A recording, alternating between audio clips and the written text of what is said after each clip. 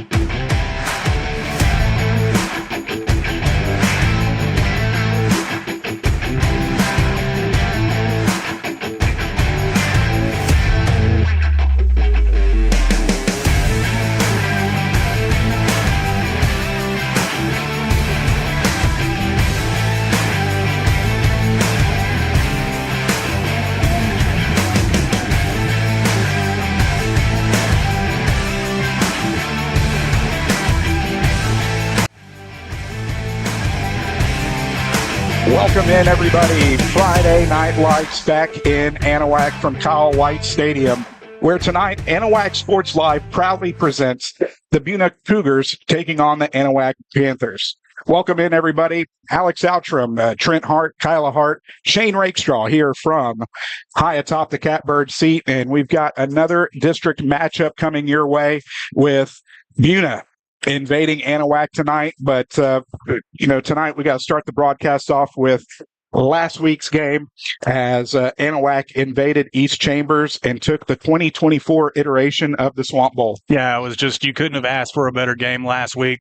And, the tensions were just sky high on both sidelines. You could just tell the atmosphere and the stands on both sides was just super extraordinary. I think it's probably the best Swamp Bowl that we've definitely witnessed since covering here on Anahuac Sports Live. And definitely a special moment being able to hand over the Swamp Bowl championship belt to the Anahuac Panthers. And I mean, if you weren't out of your seat at the end of that football game, there's something wrong with you. Yeah, there's a couple times this year that we've seen those types of football games, and it swapped from a game that we saw earlier in the year to where it was Anahuac making the second half stops that needed to be made to pull out the victory. Yeah, but it was just such a roller coaster ride on both sides. I mean, I'll talk about it in a little bit whenever we get to the Anahuac offense, but nothing short of a great game. Definitely the best that we've seen all year so far. I mean, yes, the Lutheran South game was really exciting there in that second half, but from start to finish, the 2024 Swamp Bowl really lived up to the expectation. Now, you talked about the title that was handed over to head coach Greg Neese. Talked to him a little bit earlier, as you'll hear in the coach's interview during the pregame show, that the kids were excited to get the belt.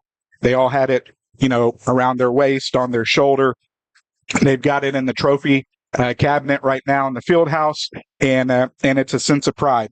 But as we move on, last week is in the past. We got the W. Panthers moved to 2-1 in district play. And it doesn't stop. Tonight, homecoming for the Panthers as Buna comes in. And while Buna isn't performing to where they have been the last few years, this is still an athletic ball club that has had some close games against very tough opponents. Yeah, they're a young ball club. They're athletic, and they're going to get there. I think they're just kind of trying to find themselves a little bit. But so far in 2024, they're 1-5. They started off week one against what seems like a now very good Bridge City team, losing to them 6-54. Wallace Brazos in week two lost to them 0-26. then went over to had Hardin Jefferson at home and losing to them 12-35.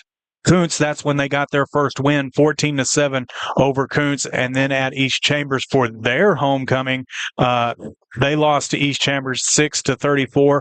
And then against a very defensively good Hardin team, and lost that one 26-0. Coach Mike Trahan takes over the reins here in Buna. He's got 6 offensive starters and 5 defensive starters coming back for this season, but I'm not sure if that number's a little skewed at this point, because I've heard some things that maybe they have lost some kids to some injury or some otherwise. But last year there were 6-5 in bi-district, and they were bi-district finalists. They were 3-3 in district. And as you remember, Alex, stealing that game here at Anahuac last year, where the Panthers just did what happened to Orangefield a couple weeks ago, just didn't show up to play. So I'm sure that the Anahuac Panthers are, itching to get that one back. Yeah, you've got Trahan coming in, part of the slot team mafia, coming over from VIII as their offensive coordinator. An offense that is falling by the wayside year by year. Nonetheless, still very effective in high school football. Still very hard to defend when you focus so much time on spread offenses. And this is no different for the Cougars as they come in with a trio of running backs that handle the rock. Yeah, that they've been using so far. And as you mentioned, a slot T or flex T, as some people like to call it, as it's got some flexibility on what you can do. But Buna has gotten off to that rough start, like we said, in 2024, and they continue to get used to this new offense and their head coach. But the key thing here is that, they've been outscored 182 points to 38 and giving up the ball 15 times so far, and they're going to have to really tighten things up here tonight to get their first win against the Anahuac Panthers. And as you mentioned, a trio of running backs have been carrying the load for Buna so far this year. Sophomore running back Tanner Crane has 56 carries, 332 yards, 3 touchdowns. And then there's a freshman running back, Braxton Stimmitz. He has 66 carries, 208 yards. And then the senior running back, Brennan Hippler, has 21 carries for 160 yards and a touchdown. So they really kind of spread it around. But their offense so far this year, 1,029 yards total, 905 of that coming by way of the rush, only 79 yards passing. And that's, in this day and age of football, so hard to believe, only 79 yards of offense. But if you have a ground game and it's working very well, it can be a beautiful thing. Yeah, and I think that, the mindset as Coach Trahan comes in here is that it might take a year or maybe even 2 years to really get this system put in place to where those junior high kids get so used to it and they work. And I was watching that junior high game last night. They were really working it pretty well as young as they were, but getting that and working it in at that level and on through your JV squad, and by the time that they get into high school and really getting into the varsity play, they're going to be able to run that offense without even thinking about it. Now, obviously talking about the scores, they've been outscored. But really, when you look at the film, it kind of seems like the defense has had the edge over the offense as to what they're trying to do. It has a little bit. I mean, they've allowed 1,700 yards total for the defense, 1,259 of that giving up to the rush, and 475 yards passing. So they're definitely better against the pass than they are on the rush. But they've caused 11 turnovers. They run a 4-3, and defensively they're pretty good, against that pass, as I'm saying, statistically, but they really haven't faced an Anahuac offense like they're going to be facing here tonight with the aerial attack. But that comes into question, too, with a Brady barrier that's still kind of favoring an ankle. Yeah. Highlighted that in the upcoming coaches interview. Anyone who was watching last week and anyone who was in the stands could definitely tell that Brady was not at 100%. But that is going to take us to our first time out of the evening, as we're going to be back with head coach Greg Neese in the pregame interview as we continue the Wilcox Drugstore pregame show here live on Anahuac Sports Live after this. Since 1948, Wilcox Drugstore has been the Anahuac area's most experienced and trusted pharmacy. Continuing its long-lasting reputation for personal attention to all your medical needs, Wilcox Drugstore offers counsel, refills, transfers, compounding, flu shots, and delivery.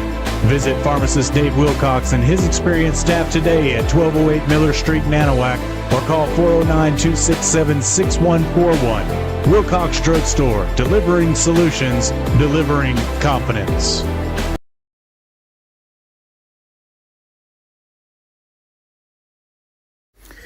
Alex Outram back on the Wilcox Drugstore pregame show, joined by the head coach of the Anahuac Panthers, head coach Greg Neese. And Coach, coming into tonight against Buna, first looking back to last week, what an exciting victory over East Chambers in last week's iteration of the Swamp Bowl.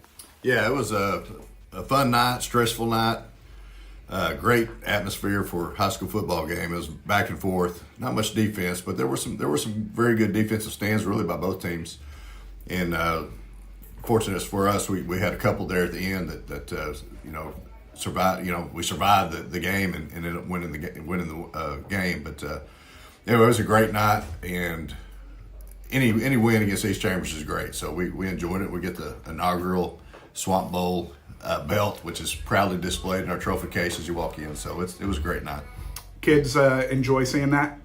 Oh yeah, absolutely. Yeah, they a lot of pictures. Got a lot of pictures and wrapped around them and stuff like that. So that's going to be a cool deal. Hopefully it'll stay over here for a while. That's awesome. Part of the fun. Glad we were able to do that and be a part of that. Looking, obviously the first half, plenty of offense. When you go into halftime and you're talking to the defense, like you said, you had some defensive stands in the second half, which were vital to pulling off a victory. Kind of go into what were y'all discussing at halftime during last week? Well, basically just staying in the right position. A lot of times our outside linebackers, when they chose to run the football, they were getting sucked in on a fake or something like that, and they weren't keeping outside leverage. So really kind of focusing on that.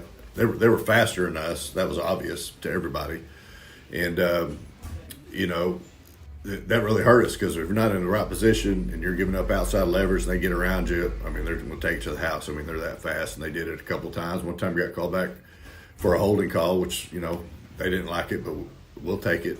That's happened to us before too. So that was kind of it. Just keep playing and try to, bust the ball loose when he can, or maybe get a interception, which happened with Tristan Garza. Man, that was incredible play by him, and you would never think going into the season that Tristan Garza would really have the winning touchdown. We won by 5 points. So right. if that play wouldn't have happened, we probably don't win the game. And it was just a heck of a play by a young man who's really given it up, his all this year, and just trying to find his way on the field. He found his way on the field at the right time. You've talked about it plenty of times this season, how much a turnover and especially points off a turnover can switch the momentum into y'all's favor. Oh, that's huge. We go back to the Woodville game when we forced 5 turnovers, and it just changes the whole complexity of the game, and that can happen on the flip side too. And it's kind of a deflating type feeling when it happens to you. Like, you got a good drive going, and not throwing an interception or a ball pops loose, or if they take one back to the house. I mean, it's a deflating feeling. So it just, the stuff that we talk about, the kind of stuff that mimics life, really, that's what football is great at. The ups and downs of the games, and just don't let your ups be too high and your downs be too low, and just kind of go through the ebbs and flows of the game. So, but the emotions of that game, anytime a turnover happened or a big play or fourth down stop, it was magnified. So it was a heck of a night. Couple kids, obviously, who we've talked about a lot, but again stood out last week. It was pretty obvious to everybody watching the game. Brady was not 100%, but he left it all on the line, all on the field last week. Right. I mean, I can say it every week, and I'll say it briefly, but he's a champion. He's a warrior. I call him a war daddy. What he did the other night, basically on one leg, but he'll be the first one to tell you, we won that football game, and we moved the ball on offense because our offensive line gave up 0 sacks. Yeah.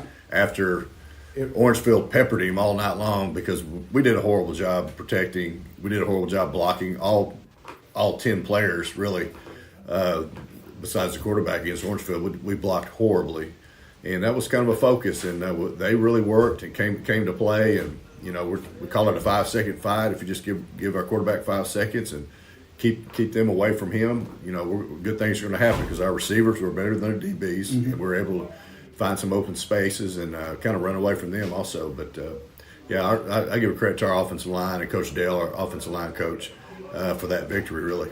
Then on the flip side of the ball, obviously the energy to the defense, Tyler Kelly, I mean, from first snap to last snap, just all over. Oh, yeah. I really didn't hear him too much as far as, being boisterous out there, which is fine. Sometimes he kind of talks a little bit, which is good. I like that, as long, with good sportsmanship and all that type of stuff. But he was just taking care of business. Yes. There were plenty of times where two guys were blocking him, and that's what offense try to do. They want to make sure number 27 is blocked, and if you got him blocked, they feel like they have a chance. And sometimes they got to him. It's not his fault, but our defensive line's got to do a better job of keeping the offensive line guys fitting up. But yeah, he had a heck of a game, and he was for 4 quarters, 48 minutes, solid, just a solid football night for him. And he's one of the best players in the district on defense. Buna Cougars coming into tonight's ball game. Talk a little bit about what you've seen on the defensive side of the ball for the Cougars coming into tonight. I think that's our coaches noticed that. That's their best side. If we talk about their offense, defense, they're pretty scrappy on defense. Go back to a scrimmage when they put the scrimmage Newton earlier in the year. They were scrappy, flying around and playing hard. I mean, they always do that. They have a history of doing that. I've coached against them for the last 16 years, and that's just how they play. They're pretty scrappy and they fly around. You got number 3. You'll see him in the secondary. He fills the alley, and he is a heck of a football player. Really, really good football player. So they fly around on defense, and they can make it pretty tough on you on offense. And so if our offensive line, if our tight ends, receivers aren't ready to come out and block and do what we did last week, that they can put us in some bad situations. And we didn't really. I don't think we punted last week, but they can put us in a situation where we may have to call out the punt team and punt it more than we normally like to do. So yeah, I would say their defense is the best side. Offensive side of the ball, what did you see on film? Well, their slot T or wing T stuff, and he came from VIII, Coach Strahan, and he's part of the slot team mafia, they call it, and it's tough going against those offenses. They're kind of down right now. They still have some guys that can go. Their fullback number 5 is a heck of a player, but I think Coach Dale calls it the washing machine offense. So down, kick, down, kick, down, kick. And that's what they do. And before you know it, you look up and 5 minutes is off the clock. They may not have scored, but they just took away 5 minutes. So it limits your possessions when you get it. And we'll have to do that against next week also. I do not like going against those type of offense because they just kill the clock. And when you get it, you feel like you have to score because you don't know if you're going to get the ball back. So. Keys to victory in tonight's ballgame? Well, protect the passer. We got to do it again. Offensive line's got to continue to do what they did last week. I mean, that's a key for us. On defense is to read our keys, and they're going to run the fullback trap. And if you're caught looking in the backfield with all the fakes, before you know it, the fullback's going to be popped by you for about 10 yards. So I'd say read your keys on defense, protect the passer on offense, and then just play solid special teams. And we should be okay. All right, Coach. Well, as always, we appreciate your time before the game, and best of luck in tonight's contest. All right, thank you, Alex. Head coach Greg Neese of the Anahuac Panthers as we continue with more of the Wilcox Drugstore pregame show after this on Anahuac Sports Live. Since 1948, Wilcox Drugstore has been the Anahuac area's most experienced and trusted pharmacy. Continuing its long-lasting reputation for personal attention to all your medical needs, Wilcox Drugstore offers counsel, refills, transfers, compounding, flu shots, and delivery. Visit pharmacist Dave Wilcox and his experienced staff today at 1208 Miller Street in Anahuac or call 409-267-6141. Wilcox Drugstore, delivering solutions, delivering confidence. Yeah. Alex Outram, Trent Hart, Kyla Hart, and Shane Rakestraw back here from Kyle White Stadium. Wilcox Drugstore pregame show. We just heard from head coach Greg Neese and Trent. 5-2 coming into tonight's ball game, 2-1 in district play. Took the loss to Orangefield, came back in an emotional ball game last week, a high-scoring ball game, and just the offense putting up astronomical numbers. Yeah, I mean, 53-48 final over there, and we'll go over some of those stats here in just a second. But, facing a Buna team tonight, 16-10 versus Buna all time, dating back to 1966. And Anahuac has won 4 of the last meetings, losing last year, as I mentioned earlier, in a game that I'm sure that they want retribution for. But Anahuac's offense looked like it was back to form last week for the Swamp Bowl as they were able to post their second best game of the season statistically, having 566 total yards from scrimmage. The biggest takeaway from that, what I believe was the most positive thing, was their ability to run the football. 205 yards rushing last week, with Thomas Dale-O leading that charge, having his best outing of the year, contributing 175 yards of that 205 and 4 touchdowns. As we get closer to the playoffs, I think it's really important for the Panthers to build on that. They have to have a more balanced attack, I think, and not be so one-dimensional as we get closer and closer to the playoffs. But it'll be interesting to see if Coach Neese and company will continue that trend tonight, because as we get closer and closer, yeah, it's good to look forward to all that, but you've got to take care of business there in district, and it all starts with this Buna team. Plus, the closer you get to the playoffs, there's more film for coaches to review and see. So if you start mixing things up as you go along district play, keep the other teams off balance, especially with the teams that we are going to be matching up against in 9-3A. Yeah, and if you can really establish that run and be a little bit more consistent with it as you go on game to game, it's going to open up so many more things. The play action starts opening up, and DBs will start biting on it and moving in, and that'll open up the edges for all of the just weapons that Anahuac has. But let's talk about the offense for a second. And so far in 2024, they've got 3,042 total yards, 914 of that rushing, 2,128 of it through the air. They're averaging 434.5 yards per game, leading the district, of course, in total yards, passing, and average yards per game. Not so much on the rushing side, but that's, the product of running a spread and having the weapons that you do on the outside for Brady Barrier. Yeah, and obviously, anytime you have a quarterback like the junior Brady Barrier,